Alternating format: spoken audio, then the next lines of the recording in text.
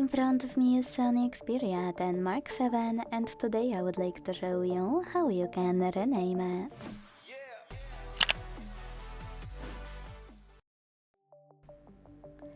This SONY lets you easily change the device name so it appears just the way you want when you connect to other devices.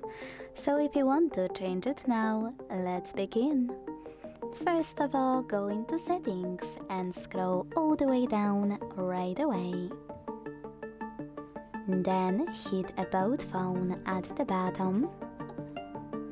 Click on device name under Basic Info and type in whatever you want to. When you're ready, hit OK in this pop-up and also OK in the second one about visibility. So when I do that, as you can see, name of my device has changed. Thanks so much for watching. If you enjoyed this video, leave a like, comment and subscribe. Bye!